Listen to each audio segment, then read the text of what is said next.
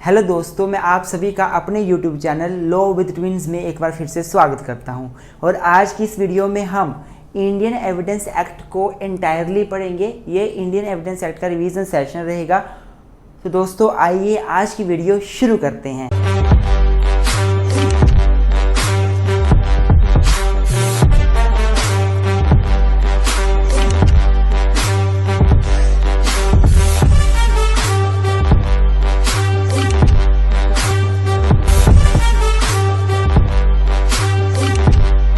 तो स्टूडेंट, सबसे पहले इंट्रोडक्शन के साथ टॉपिक को शुरू करूंगा।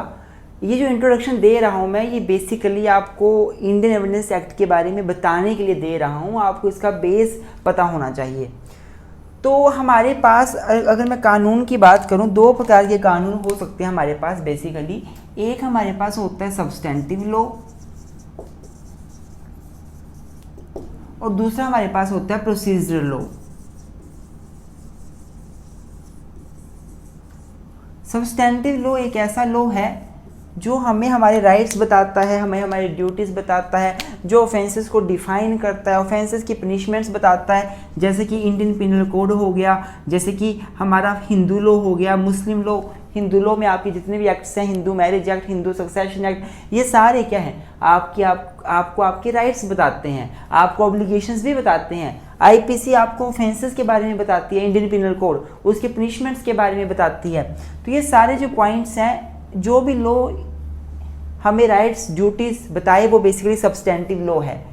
और प्रोसीजर लॉ एक ऐसा लॉ होता है जो हमें प्रोसीजर बताता है कि जो राइट्स एंड ड्यूटीज़ हमें सब्सटेंटिव लॉ के जरिए मिले हैं उनको अचीव कैसे करना है। अगर हमारा राइट टू लाइफ है कॉन्स्टिट्यूशनल लॉ के अंतर्गत, जो कि सब्सटेंटिव लॉ है, तो उस राइट टू लाइफ का वायलेशन होने पर हम कैसे उसको अचीव करें।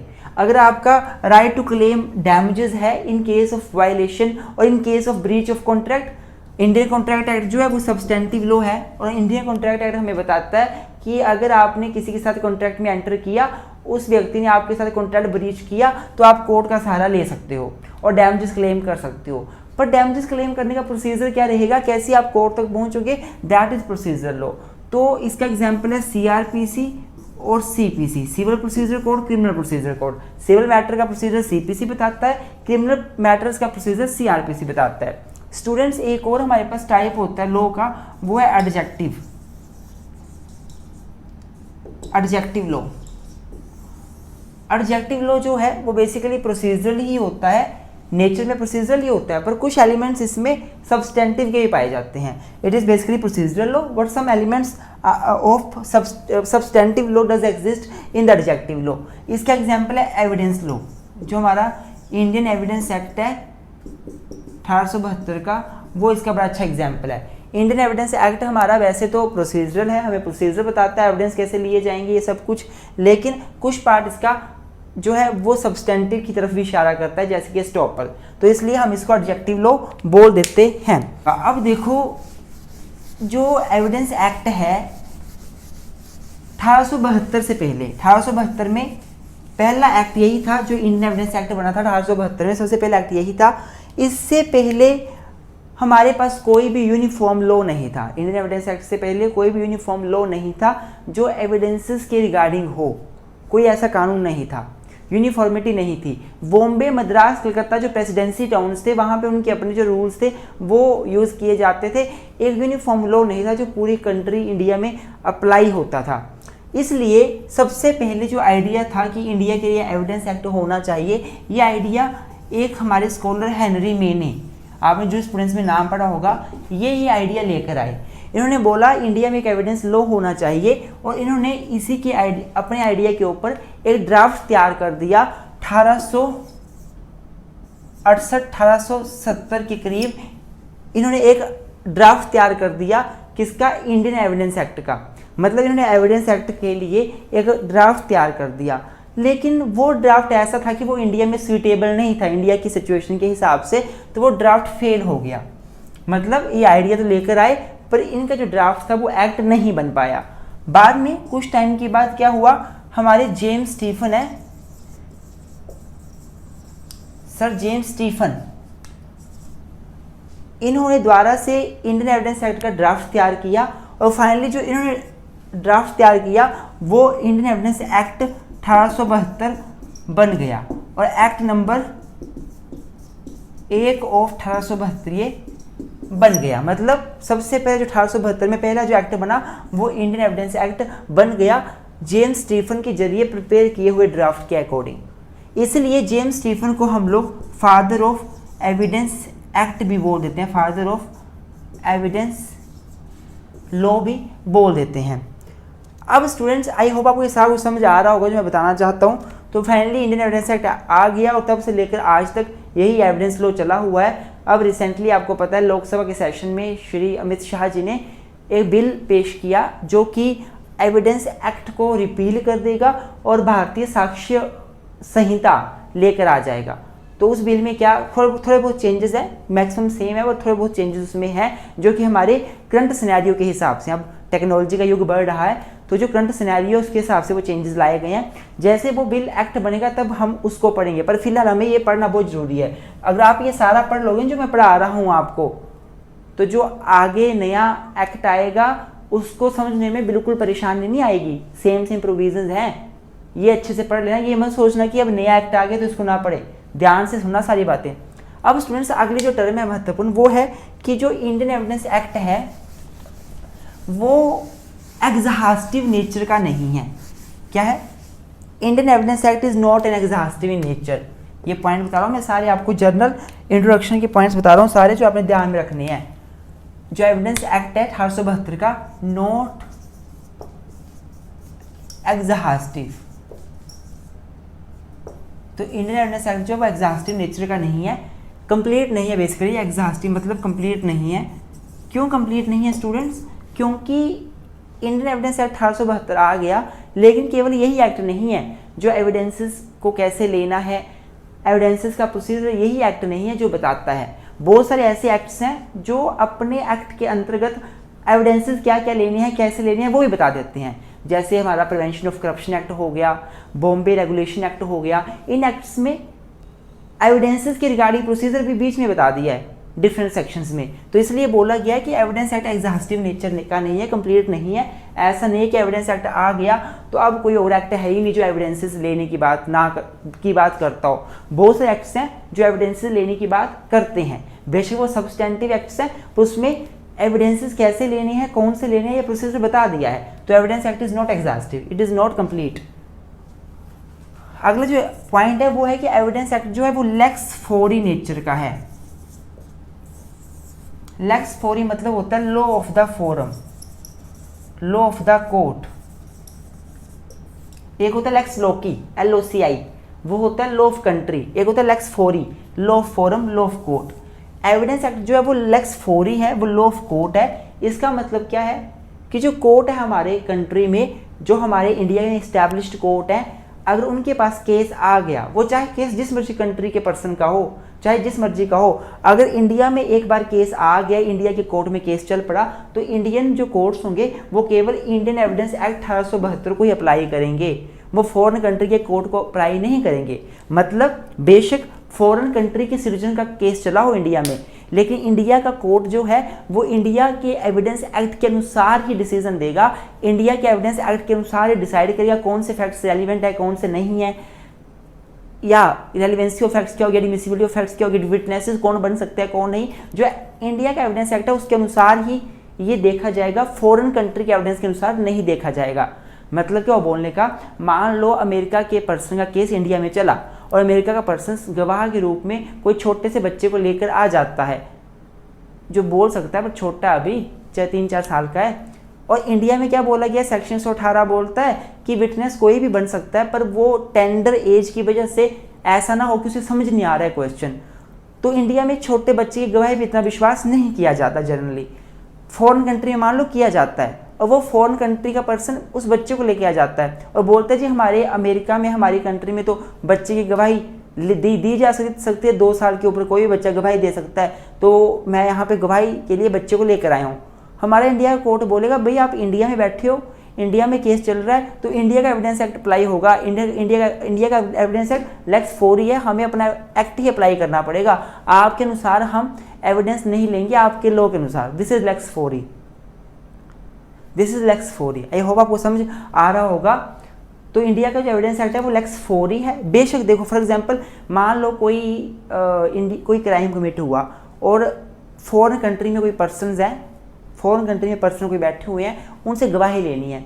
इंडिया ने क्या किया, अपने कुछ एडवोकेट्स का कमीशन बनाया और फॉरेन कंट्री भेज दिया, जाके गवाही लेकर आओ। तो बेशक इंडिया के लोग फॉरेन कंट्री गए हैं, पर जो गवाही ली जाएगी, जो सबूत इकट्ठे किए जाएंगे, वो इंडिया के एविडेंस एक्ट के अनुसार किए जाएंगे। This is what we call lex 4E। Lex 4E का मतलब जहाँ पे केस चला, जिस कोर्ट में, उस देश का लॉ अप्लाई होगा। तो Indian evidence act lakes 4E है। इंडिया में जो केस चलेगा उस पर इंडियन एविडेंस एक्ट 1872 के अनुसार ही डिसीजन दिए जाएंगे। आई होप आपको समझ आ गया होगा ये सारा जनरल इंट्रोडक्शन। अब आपको बता दूं, जो इंडियन एविडेंस एक्ट है ना बेसिकली स्टूडेंट्स, ये 3 पार्ट्स में डिवाइड है। पार्ट 1, पार्ट 2, पार्ट 3, 3 पार्ट्स हैं इसमें टोटल। और इसमें टोटल चैप्टर्स हैं 11, चैप्टर्स 11 है टोटल इसमें। और इसमें जो टोटल सेक्शंस हैं वो है 167। तो हम इन सभी को पढ़ेंगे, जो मैंने उसके ऊपर फोकस करेंगे। रिवीजन सेशन है, इसलिए सारा कुछ डिटेल में डिस्कस नहीं करूंगा। अगर आपको ये सारा कुछ डिटेल में चाहिए तो आप हमारे व्हाट्सएप नंबर 98164 922 76 9816634 इस पर मैसेज कर सकते हैं। आपको डिटेल वाला लेक्चर मिल जाएगा अच्छे से समझने के लिए एविडेंस एक्ट को। और अगर आपको नोट्स चाहिए इस पूरे लेक्चर के, तो भी आप इन नंबर पे मैसेज कर सकते हैं। आपको नोट्स भी इजी लैंग्वेज में मिल जाएंगे। नोट्स पेड हैं, लेकिन आपको आसानी से कम पैसों पे नोट्स, कम जेन्युइन फीस पे नोट्स मिल जाएंगे। अब आगे चलते हैं दोस्तों। तो स्टूडेंट्स अब हम इंटरप्रिटेशन क्लॉज देखेंगे। सेक्शन 3 में दिया गया, बेसिकली सेक्शन 3 में कुछ एक डेफिनेशंस दी गई हैं। ये टर्म्स सारी आगे यूज़ होने वाली हैं। ये टर्म्स आपको समझना बहुत ज़रूरी है। सबसे पहले टर्म है फैक्ट। क्या होता है? इंडियन एविडेंस एक्ट में आपको फैक्ट ही तो प्रूव करने हैं।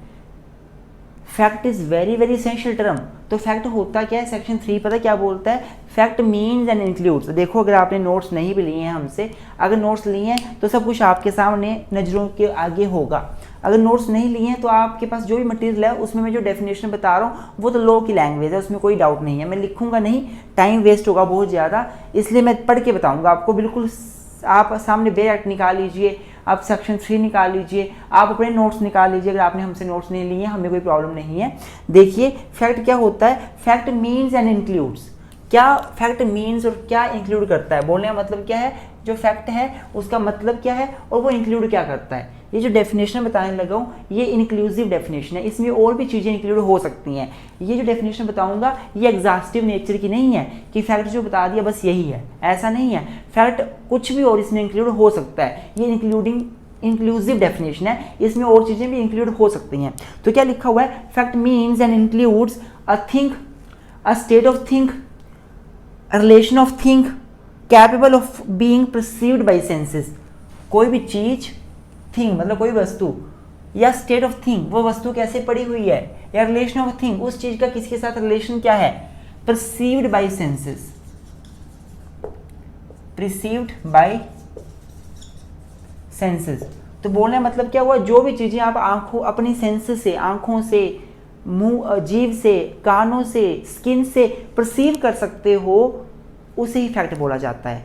Fact means a thing, a state of thing and a relation of thing perceived bye senses.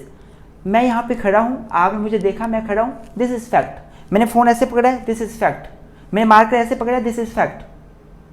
मान लो मैं खड़ा हूँ, सामने मेरे पास यहाँ पे बेड, यहाँ पे सामने बेड है, दैट इज फैक्ट। यहाँ पे सामने मार्कर है, दैट इज फैक्ट। तो कोई भी चीज जो मैं अपनी आंखों से परसीव कर रहा हूँ आसपास, वो फैक्ट है। सेकेंडली स्टेट ऑफ थिंग, कोई चीज कैसे पड़ी है, सामने एसी का रिमोट पड़ा हुआ है, फैक्ट है। ऐसे पड़ा है, फैक्ट है। आप मान लो कोई पर्सन, मान लो किसी पर्सन का, कोई पर्सन सुसाइड कर लेता है, पुलिस जाती है तो देखती है उसकी डेड बॉडी कैसे लटकी हुई थी, तो ये स्टेट ऑफ थिंग है। ये जो चीज़ है उसकी स्टेट कैसे है, वो नीचे लटकी हुई है, नीचे पड़ी है, गिरी है, खड़ी है, ऐसी है, कैसी है, वैसी है, सामान आसपास में कैसा है, बिल्कुल सही है, बिखरा हुआ है, these are under state of thing. तो ये भी हमारे क्या होंगे, ये हमारे फैक्ट माने जाएंगे। देन रिलेशन ऑफ थिंग, एक का दूसरे के साथ रिलेशन क्या है। मान लो एक पर्सन जो है उसके ऊपर आरोप लगता है इसने मर्डर किया दूसरे का, उनके बीच रिलेशन क्या था, फैक्ट कि वो दोनों भाई हैं, दैट इज फैक्ट।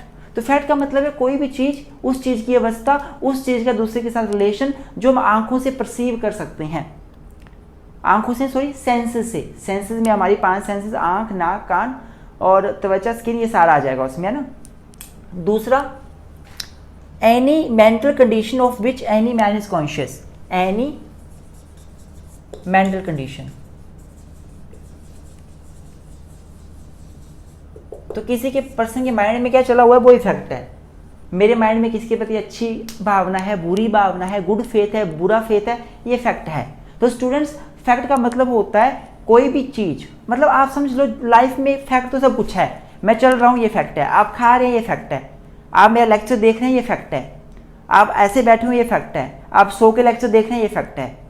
फैक्ट तो कुछ भी हो सकता है, एनीथिंग, स्टेट ऑफ थिंग और relation of thing which can be perceive by senses, जो कोई लोग परसीव कर सकते हैं सेंसेस से, वो फैक्ट है।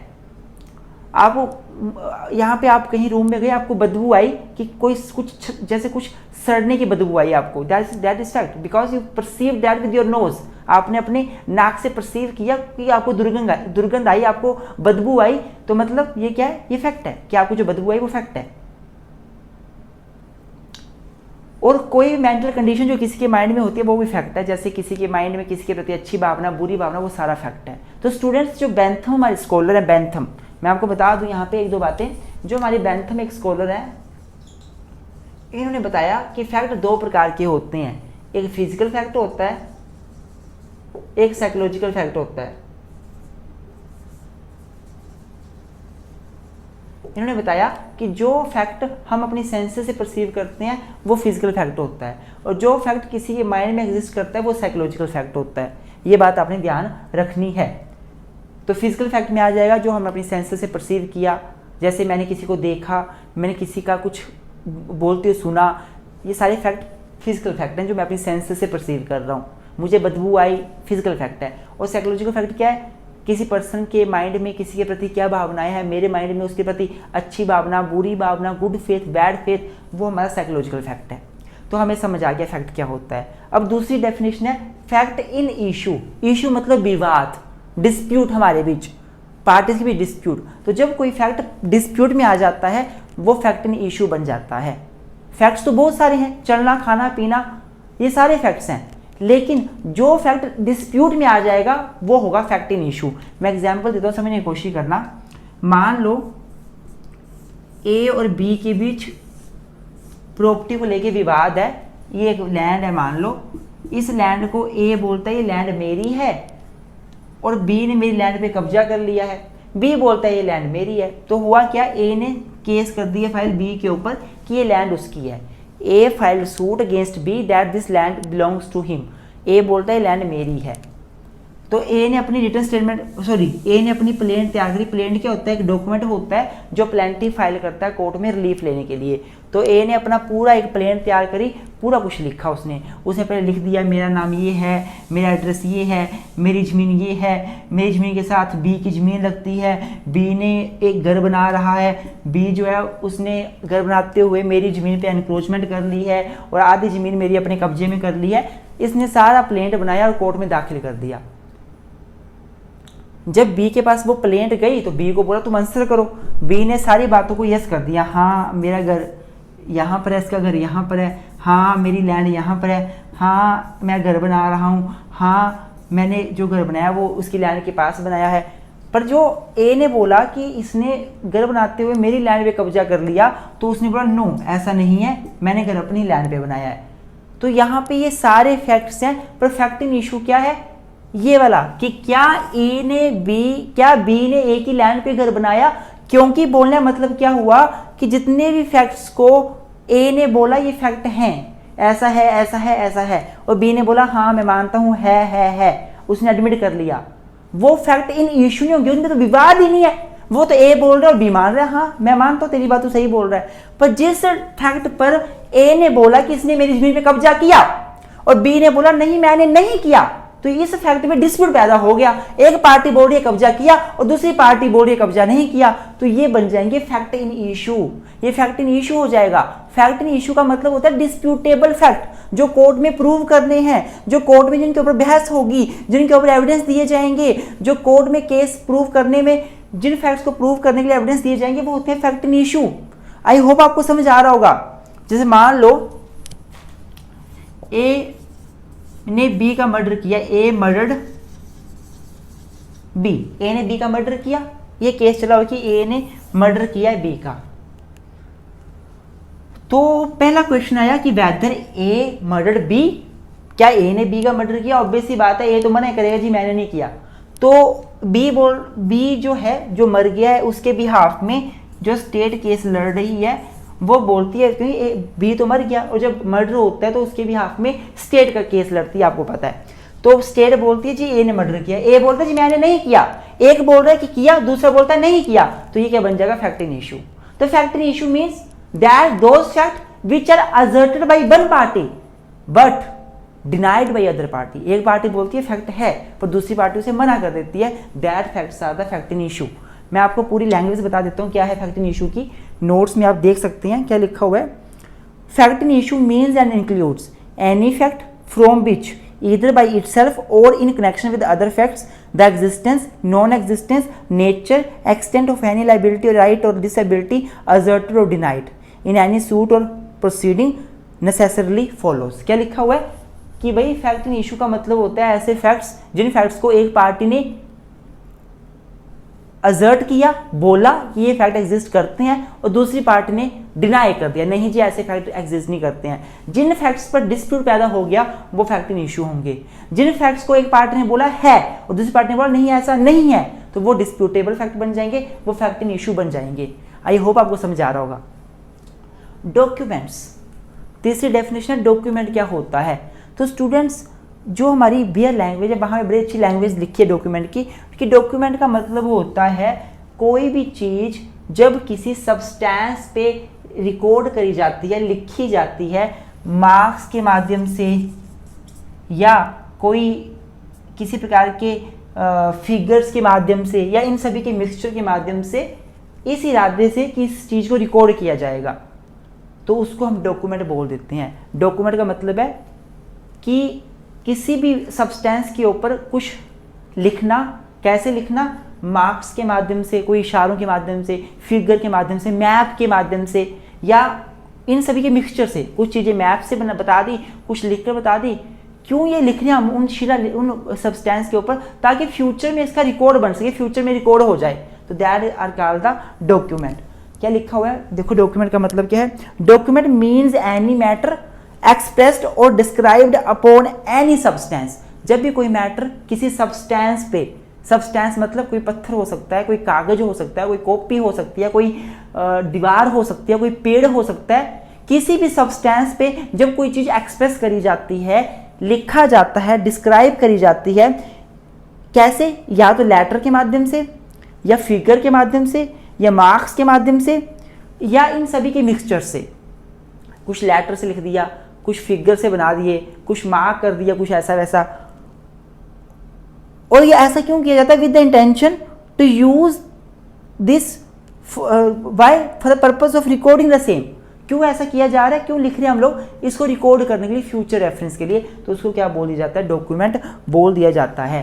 For example a writing is a document. Copy पे कुछ लिखा वो डॉक्यूमेंट है, दीवार पे कुछ लिखा वो डॉक्यूमेंट है, पत्थरों पे लिखा वो डॉक्यूमेंट है। Word printed lithographed or document. Word printed, कुछ प्रिंट किया गया किन्हीं वर्ड्स के ऊपर। लिथोग्राफ्ट मतलब जैसे हम लोग शिलालेखों के ऊपर लिखते हैं, जैसे बर्तन के ऊपर लिखा जाता है नाम किसी का। लिथोग्राफी करना मतलब पत्थरों के ऊपर जो शिलालेखों के ऊपर लिखा जाता है, जो पत्थरों के ऊपर मतलब मशीन से अंदर तक जो अच्छे से लिखा जाता है, जो कभी मिटता भी नहीं है सदियों सदियों तक, वो होता है लिथोग्राफी करना। तो वो भी क्या है? डॉक्यूमेंट है। अ मैप और प्लान, किसने कोई मैप बनाया वो डॉक्यूमेंट है। अ कैरिकेचर, कैरिकेचर मतलब कार्टून, किसने कोई कार्टून बनाया तो वो भी क्या होगा? वो भी डॉक्यूमेंट होगा। कार्टून मतलब मान लो ए ने बी का कार्टून बना दिया कि बी सी की प्रॉपर्टी लेकर भाग रहा है, चोरी करते हुए भाग रहा है, वो भी डॉक्यूमेंट हुआ। डॉक्यूमेंट का मतलब सिंपल सा है कि आप किसी भी सब्सटेंस पर फिगर के माध्यम से कुछ लिखते हो, कुछ मेंशन करते हो, कुछ एक्सप्रेस करते हो, डिस्क्राइब करते हो, ताकि कल को फ्यूचर में इसका रिकॉर्ड रहे, दैट इज डॉक्यूमेंट। अब अगली डेफिनेशन है रेलिवेंट फैक्ट क्या होता है। देखो इंडियन एविडेंस एक्ट क्यों बना था, ताकि कोर्ट्स का टाइम वेस्ट ना हो, कोर्ट का टाइम बच सके। कोर्ट क्या चाहती है कि उसके सामने केवल रेलिवेंट फैक्ट को लेकर एविडेंस दिए जाएं, हर चीज़ को लेकर एविडेंस नहीं दिए जाएं।